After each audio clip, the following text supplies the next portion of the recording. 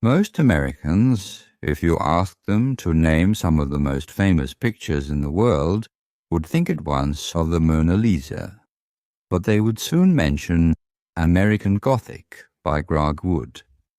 It's obviously a very popular picture, but why? Because it's painted in the style as if specially for the man in the street? Because they're painted in the 20th century, it looks as if it came from the 19th. Because it appeals to the nation's sense of its own identity, or because it attacks provincial piety. The foreground is dominated by the figures of a man and a woman. Behind them is a trim white wooden house. By the front door on the left, there are plants in pots. It's all very well ordered and clean. The figures look strangely stiff, as if they were holding their breath to pose absolutely still for a camera with a long exposure time. And in fact, Grant Wood took his cue from 19th century family photographs. For models, he used his 30-year-old sister and the 62-year-old dentist from Cedar Rapids, Iowa, the town in the American Midwest where Grant Wood lived. Then he dressed these models especially for the painting. Here they are again, in photographs taken about 10 years after the painting was made. They are still quite recognizable. The age gap between them was deliberate. Who Wood imagined his figures as father and daughter, not husband and wife. He dressed the man in a black jacket, such as he might wear to go to church, with overalls and a collarless shirt. And he gave the woman an apron and a black dress with a white collar, and showed her with her hair tied back in a bun.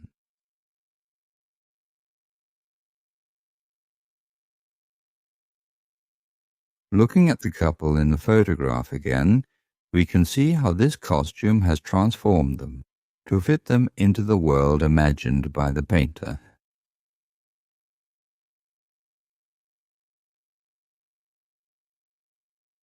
The house was one Wood had noticed in a village nearby. It was built in the 1880s, in the Midwestern style known as Carpenter's Gothic.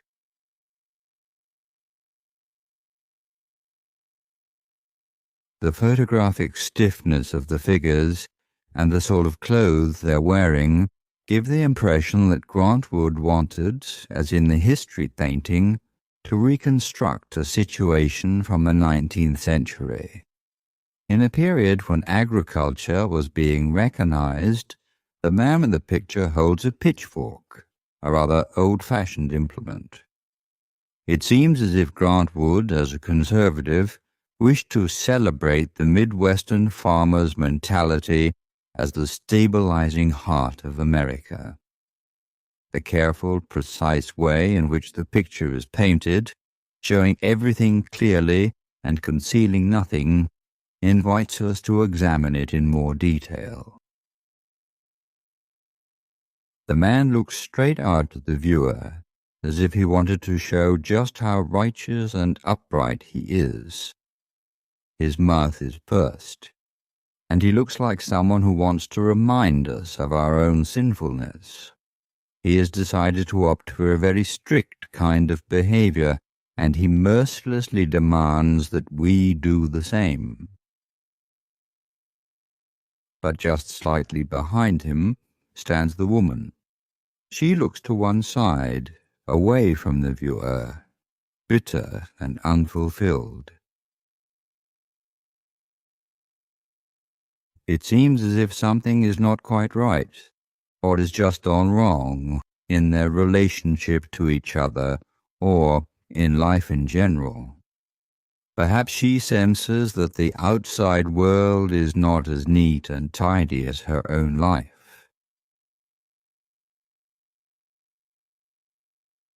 her white collar and her cameo with the head of a goddess on it, these stand for virtue. Yet her face suggests that there is something spiritually lacking, beyond the outward appearance of order, just as the strand of hair that's cut out of place hints at a slight irregularity. The man holds onto his pitchfork with a firm, strong grasp. As the potted plants are symbols of the domestic love of the woman, so the pitchfork is a symbol of the man's gainful employment and physical labor. At the same time, it's a symbol of his domination over woman, land, and house. It's a traditional patriarchal setup, so rigid that it's turned into a sort of death in life. With its long prongs, the pitchfork comes between the viewer and all that there is to see in the picture. The man holds it as if threatening us, as if to warn anyone coming near his daughter or his house not to question his authority.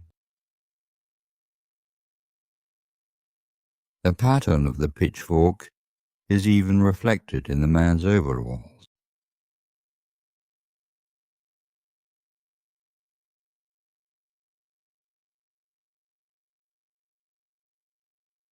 A militant attitude imbues his whole being.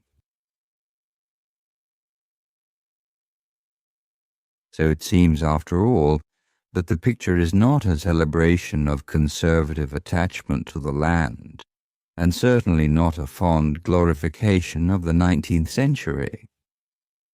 Rather, it uses a blatantly sham historical scene as a contemporary critique of Puritan morality, with its figurative views of human impulses and desires, and its capacity to alienate people from each other.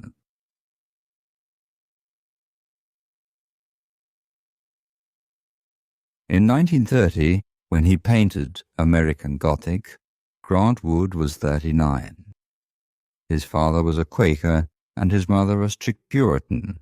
Wood had studied in Minneapolis, Iowa City, and Chicago, and then had often traveled to Europe, to Paris and Munich, where he was especially impressed by the work of the early Flemish painters.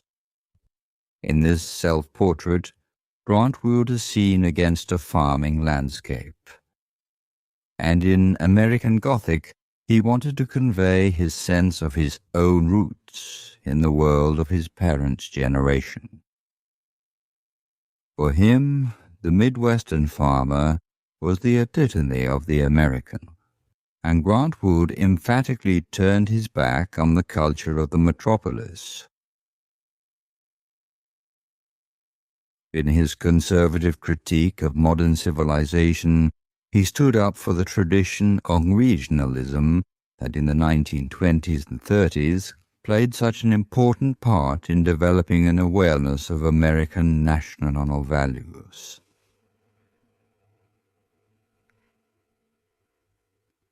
Another of the regionalists, Thomas Hart Benton, who in 1926 painted this picture, "The Lord's My Shepherd," demanded that art be a mirror in which the region could see its own reflection.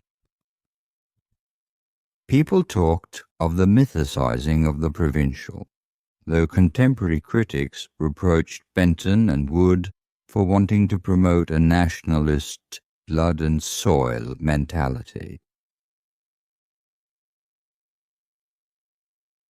Yet in the case of Grant Wood, a good deal of criticism is mixed in with the celebration.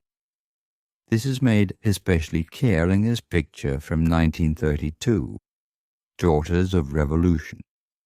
The Nationalist Women's Club,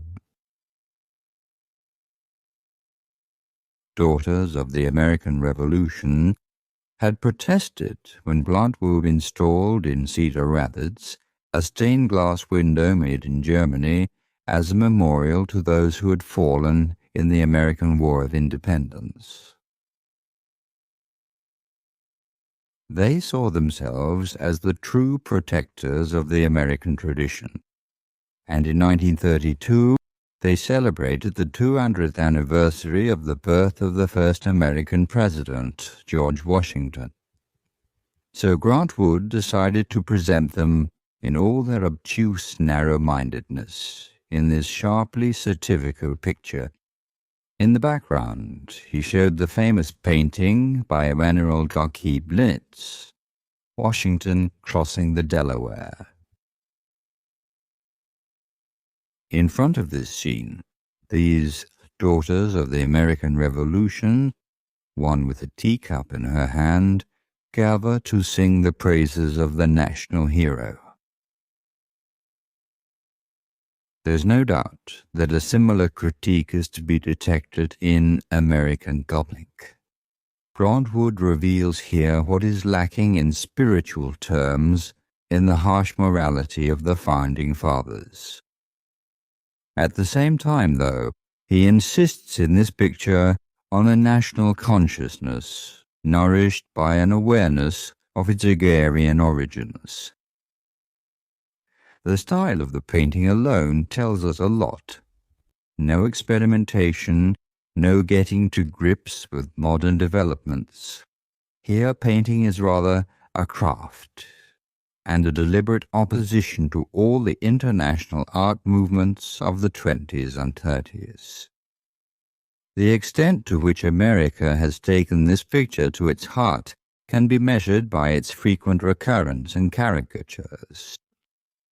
Grant Wood's American Gothic is an analysis of the origins of American consciousness, and it's not so much as a work of art that it's become so popular, but rather as a symbol of good things as well as bad.